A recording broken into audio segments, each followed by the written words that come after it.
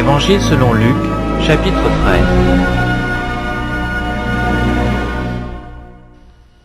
En ce même temps, quelques personnes qui se trouvaient là racontaient à Jésus ce qui était arrivé à des Galiléens dont Pilate avait mêlé le sang avec celui de leur sacrifice. Il leur répondit, « Croyez-vous que ces Galiléens fussent de plus grands pécheurs que tous les autres Galiléens parce qu'ils ont souffert de la sorte? Non, je vous dis. Mais si vous ne vous repentez, vous périrez tous également. Ou bien ces 18 personnes sur qui est tombée la tour de Siloé et qu'elle a tuées, croyez-vous qu'elles fussent plus coupables que tous les autres habitants de Jérusalem? Non, je vous le dis. Mais si vous ne vous repentez, vous périrez tous également. » Il dit aussi cette parabole. Un homme avait un figuier planté dans sa vigne. Il vint pour y chercher du fruit, et il n'en trouva point. Alors il dit au vigneron, « Voilà 3 ans que je viens chercher du fruit à ce figuier, et je n'en trouve point. Coupe-le. Pourquoi occupe-t-il la terre inutilement ?» Le vigneron lui répondit, « Seigneur, laisse-le encore cette année. Je creuserai tout autour, et j'y mettrai du fumier.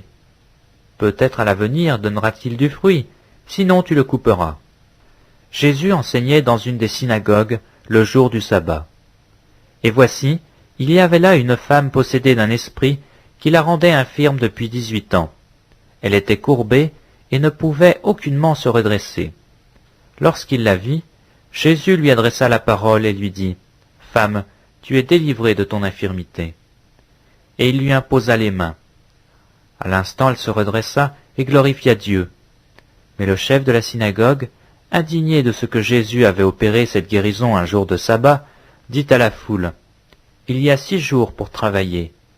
Venez donc vous faire guérir ces jours-là, et non pas le jour du sabbat. » « Hypocrite, lui répondit le Seigneur, est-ce que chacun de vous, le jour du sabbat, ne détache pas de la crèche son bœuf ou son âne pour le mener boire? Et cette femme, qui est une fille d'Abraham, et que Satan tenait de lier depuis 18 ans, ne fallait-il pas la délivrer de cette chaîne le jour du sabbat? » Tant qu'il parlait ainsi, tous ses adversaires étaient confus, et la foule se réjouissait de toutes les choses glorieuses qu'il faisait. Il dit encore, « À quoi le royaume de Dieu est-il semblable? À quoi le comparerai-je? Il est semblable à un grain de sénévé qu'un homme a pris et jeté dans son jardin. Il pousse, devient un arbre, et les oiseaux du ciel habitent dans ses branches. » Il dit encore, « À quoi comparerai-je le royaume de Dieu?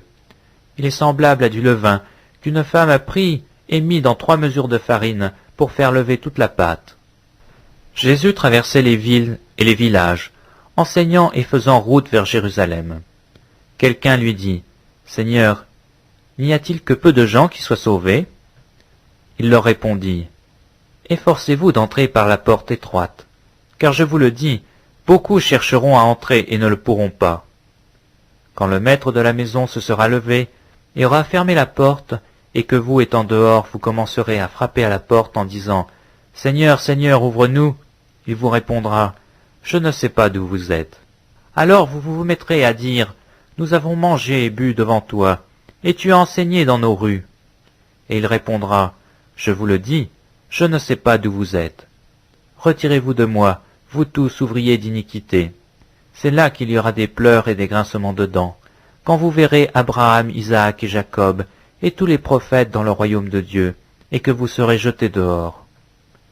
Il en viendra de l'Orient et de l'Occident, du Nord et du Midi, et ils se mettront à table dans le royaume de Dieu. Et voici, il y en a des derniers qui seront les premiers, et des premiers qui seront les derniers. Ce même jour, quelques pharisiens vinrent lui dire, « Va-t'en, pars d'ici, car Hérode veut te tuer. » Il leur répondit, « Allez, et dites à ce renard, voici, je chasse les démons, et je fais des guérisons aujourd'hui et demain, et le 3e jour j'aurai fini. Mais il faut que je marche aujourd'hui, demain, et le jour suivant, car il ne convient pas qu'un prophète périsse hors de Jérusalem. Jérusalem, Jérusalem, qui tue les prophètes et qui lapide ceux qui te sont envoyés. Combien de fois ai-je voulu rassembler tes enfants, comme une poule rassemble sa couvée sous ses ailes, et vous ne l'avez pas voulu. Voici, votre maison vous sera laissée. Mais je vous le dis, vous ne me verrez plus, jusqu'à ce que vous disiez, béni soit celui qui vient au nom du Seigneur.